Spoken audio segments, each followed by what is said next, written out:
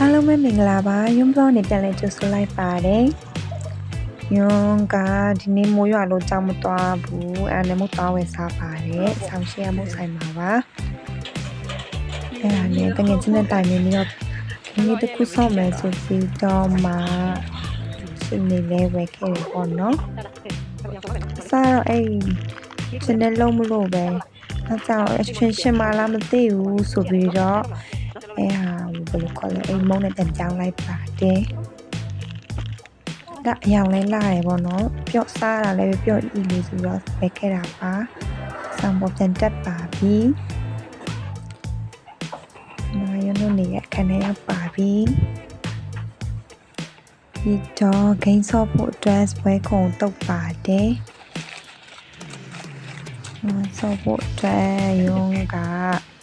ဒီမှာရှင်နေကိုအခုရှင်စီပြုတ်ပြီးတော့စီပါတယ်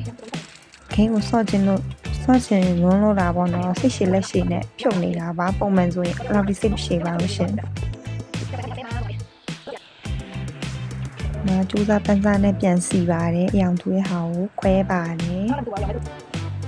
ပြီးသွားပါပြီပြီးတော့တငယ်ချင်းနဲ့ဆော့ပါတယ်တငယ်ချင်းရှုံးသွားလို့ဆိုပြီးအားရပိုင်းအော်ယူပါရရှင်ကျမယူတန်ကြီးကိုကြည့်ပါဦးပြီးတော့တငယ်ချင်းကတွေ့ကြမယ်ဆိုလို့ပြင်ထွက်ဖို့ပြင်ဆင်ပါတယ် official မတူပါပေါ့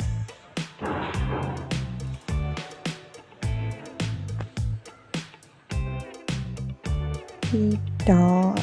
မှာစကူပန်းနေလာလို့ဆိုပြီးတော့တပုံရိုက်ခဲ့ပါတယ်တငယ်ချင်းနဲ့တပုံရိုက်ပြီးမောရတော့အဲ့ဒီမှာပတီကိုပစားခဲ့ပါတယ်ဆက်ချပါအောင်ရှင်ပတီရဲ့ထဲကိုမျိုးချင်းရဲ့ရုပ်ပြီးမုံရင်ထည့်စားပါတယ်အမေရုပ်ပြီးဆက်လာဆိုပြီးတော့မှအနက်နန်းကြည့်ပါသေးတယ်